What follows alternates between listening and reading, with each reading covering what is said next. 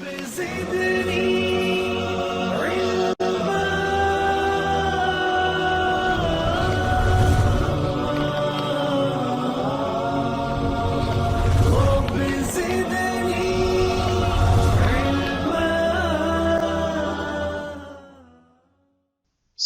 دو عالم حضرت محمد مصطفیٰ صلی اللہ علیہ وآلہ وسلم کے معجزات کی تعداد اتنی زیادہ ہے کہ ان کا شمار کرنا انسان کے بس کی بات نہیں۔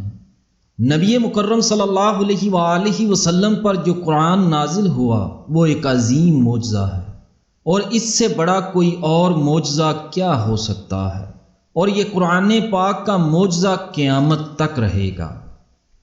نبی مکرم صلی اللہ علیہ وآلہ وسلم کے معجزات کو دیکھ کر، پڑھ کر اور سن کر ایمان میں اضافہ اور روح کو تازگی ملتی ہے۔ ناظرین گرامی، زیر نظر ویڈیو میں معجزات محمد صلی اللہ علیہ وآلہ وسلم میں سے ایک معجزہ کا ذکر ہوگا۔ توجہ سے سنیے گا، ایمان میں اضافہ ہوگا اور روح کو تازگی ملے گی انشاءاللہ تعالی۔ ایک مرتبہ رحبان بن اوس اسلمی مدینہ منورہ سے 3 میل کے فاصلے پر حرۃ الوحرہ میں بکریاں چرا رہے تھے۔ اس وقت تک انہوں نے اسلام قبول نہیں کیا تھا۔ وہ بتاتے ہیں کہ ایک روز وہ بکریاں چرا رہے تھے کہ اچانک ایک بھیڑیا ان بکریوں کی طرف آیا اور ایک بکری پکڑ لی۔ رحبان نے بھیڑیے کا پیچھا کیا اور بکری اس سے چھڑا لی۔ بھیڑیا بکری سے محروم ہوا تو ریت کے ایک تودے پر چڑھ کر بیٹھ گیا اور رحبان سے کہنے لگا، کیا تمہیں اللہ کا کوئی ڈر نہیں کہ مجھ سے میرا رزق چھینتے ہو؟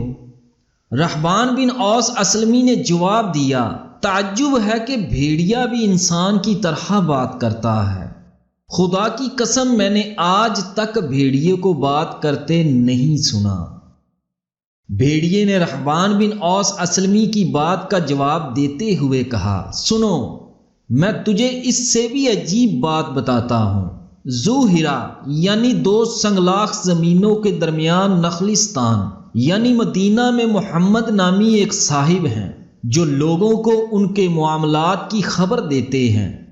وہ لوگوں کو گزرے اور آنے والے وقت کے معاملات کی خبر دیتے ہیں۔ ناظرین گرامی، ایک روایت میں لکھا ہے کہ اس نے بھیڑیے سے کہا، میں تیری بات کا کیسے یقین کر لوں؟ تو اس نے کہا کہ خود مدینہ منورہ جا کر پتہ کر لو اور یہ بکریاں میرے حوالے کر جاؤ۔ میں اللہ کو حاضر جان کر کہتا ہوں، جو میرے لیے اجازت دو گے اس سے زیادہ ایک لقمہ بھی نہ کھاؤں گا۔ تو رحبان بن اوس نے بکریاں اس بھیڑیے کے حوالے کیں اور مدینہ منورہ پہنچ گیا۔